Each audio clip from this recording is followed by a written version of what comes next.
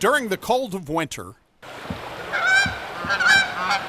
or warm summer afternoons, the Middle Fork of the Vermilion River, the state's only designated national scenic river, flows through east central Illinois. That river happens to be the crown jewel of Vermilion County. Pristine, clean water, protected under Illinois statute. Yet one environmental group says it is one of the 10 most endangered rivers in the United States.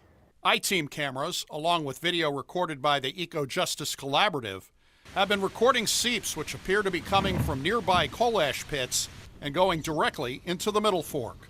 So I think it's a critical time for action to be taken. The coal-fired Vermilion Power Station, originally operated by Illinois Power and later Dynegy, sits along the Middle Fork River. It was shuttered in 2011.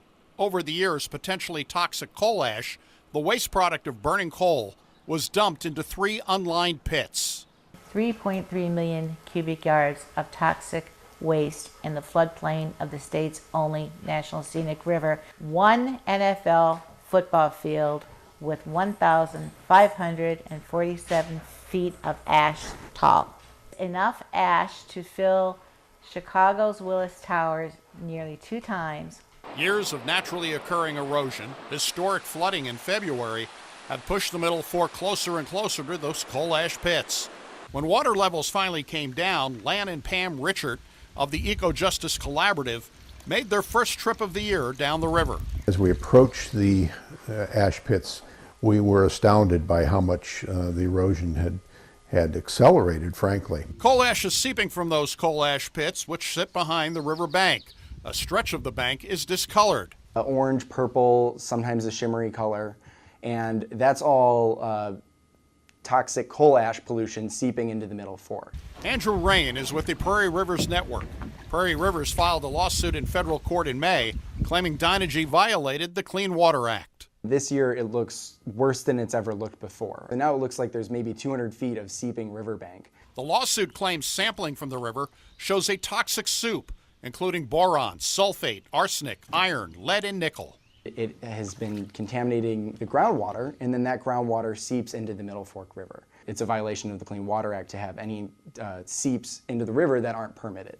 The bottom line is that the water quality testing has shown there are coal ash chemicals leaving the pits and moving into the river. Vistra Energy, the current owners of the Vermilion Power Station, was cited in June by the Illinois EPA, which noted rock-filled gabions, meant to protect the riverbank from erosion under the ash pits, were damaged, found downstream, or were completely missing. Because the gabions had been ripped off the banks, there's very little protection that remains. You've got more bank exposure and the ability to see more of what was happening already behind those banks. Vistra Energy tells WAND News it has filed a legal response regarding the violation notice with the EPA. Vistra says it respectfully denies the allegations and intends to continue its work with state and federal regulatory authorities to obtain approval for riverbank stabilization and permanent closure plans. In a July news release, Vistra states in the face of naturally occurring erosion and historic flooding, its impoundments held firm and no material was washed into the river. The company is also seeking to conduct a riverbank stabilization project similar to what you see here that was implemented by Dynegy in 2016. The Eco-Justice Collaborative agrees the riverbank needs to be stabilized, but it says it should only be done as an interim step, calling for the coal ash pits and their contents to be completely removed, saying a major spill from the pits would contaminate the river all the way to and past the Danville riverfront. That would eliminate the pollution problem. There would be no more erosion problem, and we think that is the best permanent solution. The Middle Fork is home to eagles and river otters. One of the most vibrant, ecologically diverse streams in the entire Midwest. Vistra says stabilization of the riverbanks could be completed within a year of its beginning work once it receives the necessary regulatory approvals. For the I-Team in Vermilion County, Doug Wolfe, WAND News.